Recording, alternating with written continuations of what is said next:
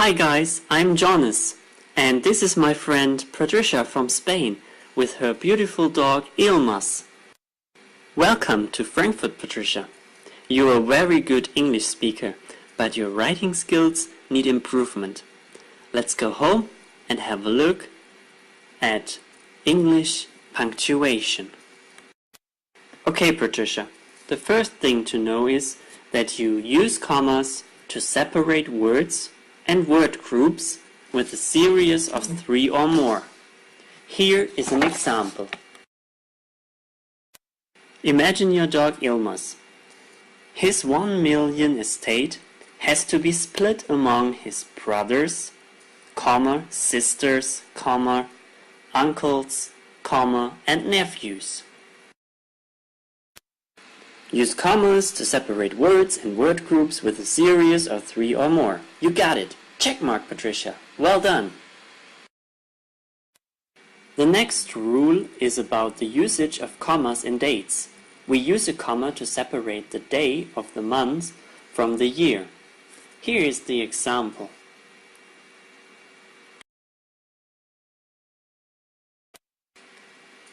The next example, I met you on August 19th, 2015, in Los Angeles, California. This leads us to the third rule because we use commas before the state of a city. We write down, use a comma to separate the day of the month from the year, and use a comma between city and its state. Jonas, there's another rule. You should insert commas to set off expressions and interrupt the sentence flow. Like in the example, the article in the newspaper is, comma, as you might know, comma, about a very famous celebrity. As you might know, interrupts the flow. Good job, Patricia. Thank you. Dear visitors and also dear Patricia, take your time to read the instructions carefully and follow the examples. You have the possibility to pause this video at any time. Okay, we write down, use commas to set off expressions that interrupt sentence flow, and commas are used if a sentence starts with a weak clause, for example, an if clause. We have learned 5 important rules so far. Take a short break, listen to a nice comma song, and after that, learn about comma splices.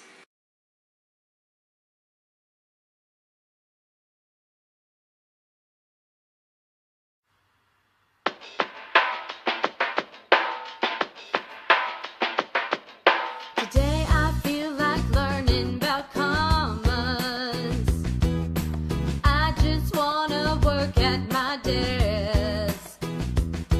There's so many ways they can be used. After this you'll be amused, 'cause today I swear you'll learn something new. You can use them in your titles and when you write letters. Trust me, that's not it, there's so much more to do. Use them when you're listening to.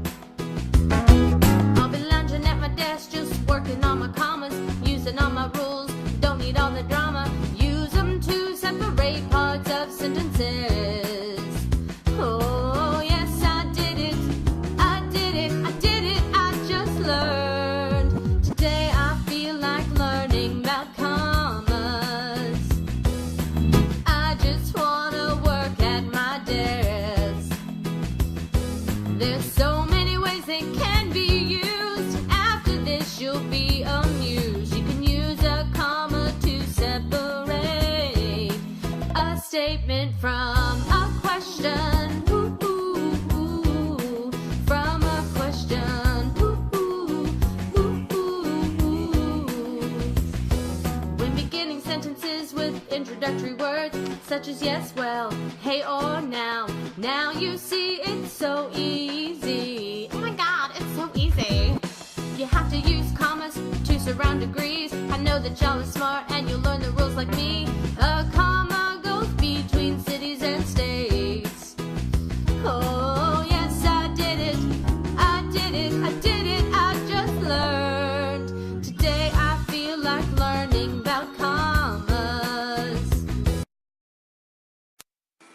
Okay, let's move on. Use a comma to separate two strong clauses joined by a coordinating conjunction, such as and or for. But be careful.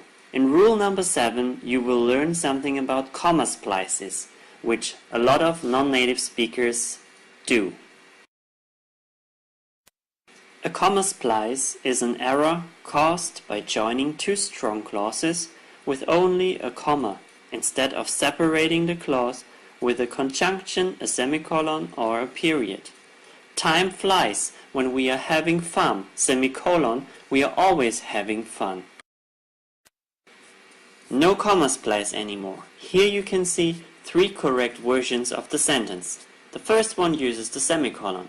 The second one uses the comma and the conjunction word, and the third one separates the two main clauses with a period. Got it? You have often heard the words coordinating conjunctions. Here are some of them, but be careful with the use of them. In academic writing they are not very fine.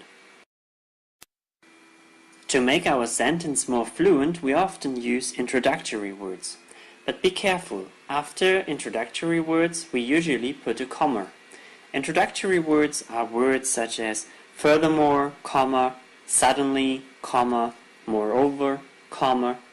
Have a look. We use commas to separate two strong clauses joined by a coordinating conjunction. There are no comma splices allowed, and put a comma after an introductory word. We use commas to isolate non-defining subordinate clauses. Have a look. Justin Timberlake, comma, who has just arrived in Berlin, comma, is giving a fantastic concert. Who has just arrived in Berlin is no necessary information. It is a non-defining clause where we put commas. Vice versa, this leads us to rule number 9b. If there is a defining clause, we use no comma. My sister who lives in Australia is a famous artist. I have 2 sisters, and this sentence gives necessary information whom I am talking about. Therefore, no comma. We write down that we use commas to isolate non-defining information. Furthermore, we use no commas before and after a defining clause. There are a lot more rules, of course, about commas in English, but these are the most important ones. You learned the most important rules about punctuation in English. Jonas, Patricia and Ilmas, thank you for watching the video. And Patricia, we wish that you stay a little bit longer in Frankfurt to do a good job. Thank you for watching. Bye.